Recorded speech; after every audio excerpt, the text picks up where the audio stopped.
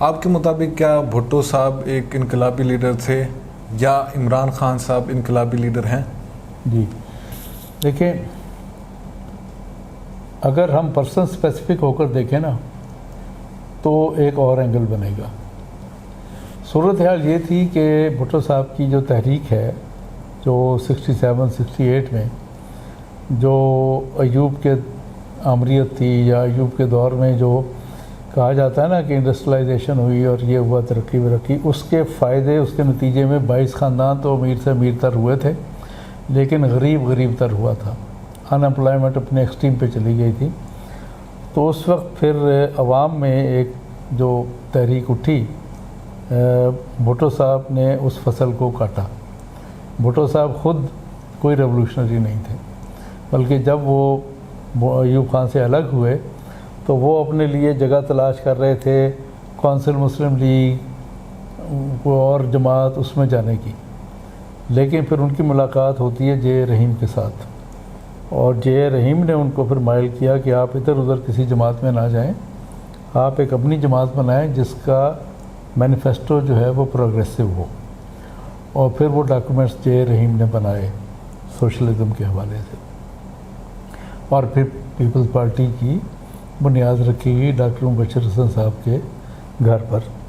اور اس میں پھر جو مختلف جماعتوں میں ادھر ادھر پروگریسو ایلیمنٹ تھا اور کچھ جو نئے لوگ تھے وہ اس میں آگے آئے اور شامل ہوئے، اور پھر وہ تحریک بڑھتی گئی، اور جیسے میں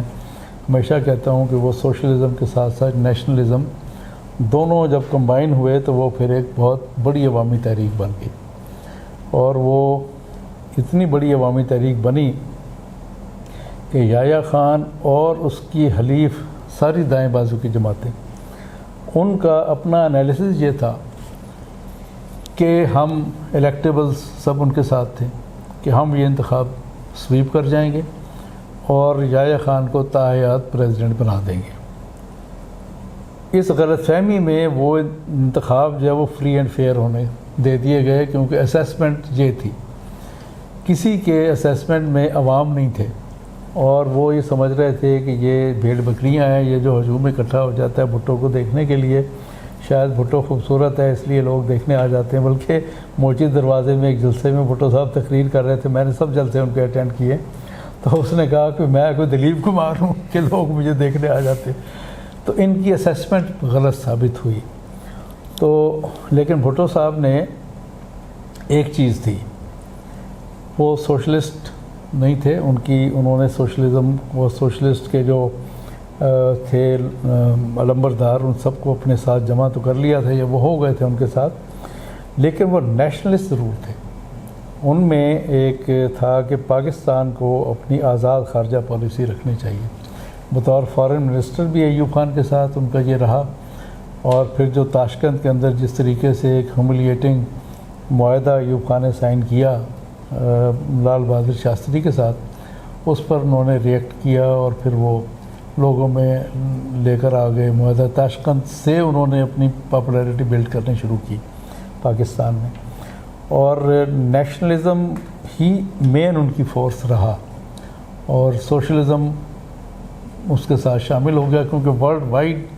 ایک پاپولر موومنٹ تھی کہ نیشنلائز کی جائے،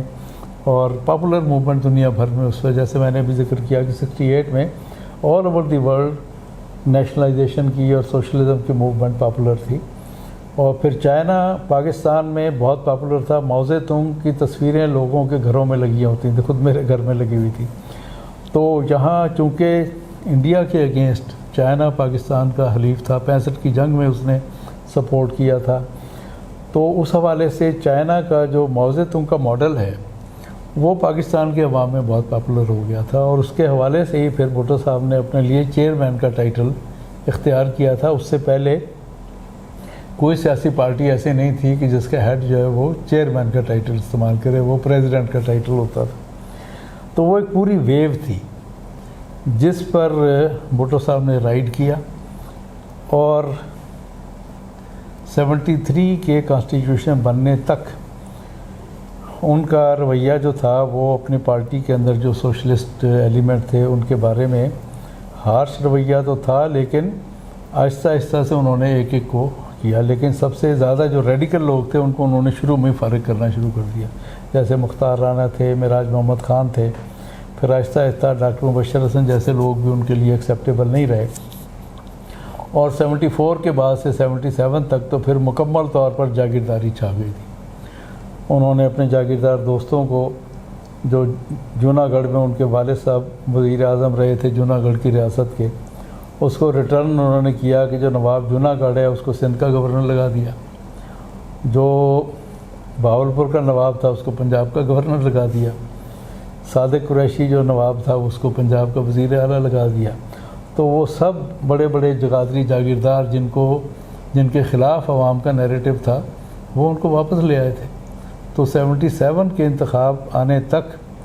عوام میں جو ان کا یہ والا پہلو تھا اس کے حوالے سے لوگ ان سے ناراض تھے، لوگ ان سے خفا تھے کہ یہ جو انہوں نے کیا ہے وہ ٹھیک نہیں کیا۔ تو یہ ہیں دو پہلو کہ ایک پرسن اسپیسیفک، اگر میں دیکھوں تو بھٹو صاحب نے اس ویو کا فائدہ اٹھایا اور پھر اپنے اقتدار کو مستحکم کیا اس کے حوالے سے، لیکن اگر عوام کے پرسپیکٹیو سے، میں نیریٹو کے پرسپیکٹیو سے دیکھوں